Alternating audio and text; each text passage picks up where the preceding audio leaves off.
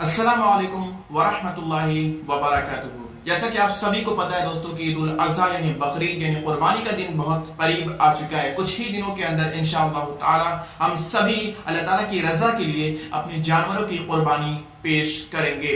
लेकिन दोस्तों कुछ चीजों का आपको ख्याल भी करना पड़ेगा, कुछ चीजों का ध्यान भी आपको रखना पड़ेगा। कुर्बानी का मतलब ये नहीं है कि आप महंगा से महंगा जानवर खरीद के लेके आए और मोहल्ले में अपने आसपास उसको दिखाएं कि मैंने इतना महंगा जानवर लिया है कुर्बानी के लिए। इस बात का आपको खास ख्याल करना पड़ेगा कि कुर्बानी आप अल्लाह की रजा के लिए करते हैं, न कि दूसरों को दिखाने के लिए। दोस्तों अगर आप ऐसा करते हैं तो बिल्कुल आप भूल जाइए कि आपकी कुर्बानी काबिल कबूल होगी अल्लाह ताला की नजर में। तो आपको ये नहीं करना है दोस्तों। कुर्बानी अल्लाह ताला की रजा के लिए आपको हर हाल में करनी होगी। आपको उन चीजों से बचना होगा जिसको रियाकारी कहते हैं, जो इंसान दूसरों को दिखाने के लिए करता है, क्योंकि कुर्बानी सिर्फ अल्लाह के लिए हमें करनी है। और कुर्बानी का मकसद यही है कि हम अल्लाह ताला की रजा के लिए कुछ भी करने को तैयार हो जाएं। दोस्तों कुर्बानी का मतलब आप सभी जानते हैं कि हम अपने महबूब चीजों की, जिसे हम बहुत पैसा लगा के खरीदते हैं, उसकी कुर्बानी अल्लाह ताला की रजा के लिए हम अल्लाह ताला के सामने पेश कर देते हैं। इसलिए दोस्तों अब सवाल यहाँ पे ये पैदा होता है कि हम सभी सोचते हैं कि क्या कुर्बानी का जो गोश्त है उस सारा का सारा गोश्त हम खाएंगे या रखेंगे।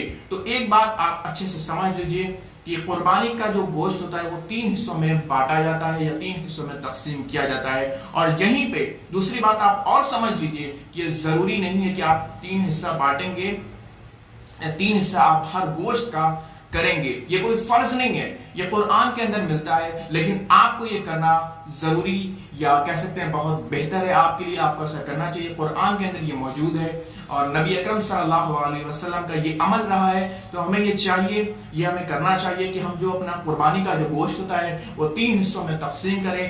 पहला हिस्सा जो रखें वो गरीबों के लिए, दूसरा हिस्सा रखें दोस्तों रिश्तेदारों के लिए। रिश्तेदार का मतलब है जो आपके थोड़े से गरीब रिश्तेदार हैं, जो कह सकते हैं कि जो हर चीज को अफोर्ड नहीं कर सकते हैं, उन रिश्तेदारों के लिए कुर्बानी का गोश्त रखें दूसरे नंबर पर, और तीसरे हिस्से में अपना भी दर्जा रखें। लेकिन अब कुछ ऐसा होता है कि कुछ लोग ऐसे होते हैं जिनको साल भर गोश्त नसीब नहीं हो पाता, और कुछ ऐसा हुआ कि कुर्बानी के वक्त की उनके पास पैसा आ गया जिसकी वजह से अल्लाह ताला ने उनके ऊपर कुर्बानी को वाजिब कर दिया, कुर्बानी को जरूरी करार दिया। तो वो क्या करेंगे दोस्तों, अगर वो चाहें तो वो सारा का सारा गोश्त रख सकते हैं। कोई फर्ज नहीं है कि आपको सारा का सारा जो गोश्त है वो 3 हिस्सों में बांटना है। अगर आप गरीब हैं, आपको गोश्त नहीं मिल रहा है, तो आप बिल्कुल ऐसा कर सकते हैं कि कुर्बानी का जो गोश्त है वो 3 हिस्सों में बांटिए। अगर आपके पास है साल भर खाने के लिए, अगर नहीं है, आपके बच्चे को गोश्त नसीब नहीं होता है, तो आप बिल्कुल ऐसा कर सकते हैं कि सारा का सारा गोश्त रख के खा सकते हैं। लेकिन साल भर अगर आपको गोश्त मिल जाता है, आपके पास इतना माशाल्लाह पैसा है, तो आप अपने गोश्त को, मतलब कुर्बानी का जो गोश्त है उसको 3 हिस्सों में जरूर बांटें। पहला हिस्सा गरीबों में, रिश्तेदारों में और अपने लिए। ऐसे करके कुर्बानी का गोश्त रखें और खाएं।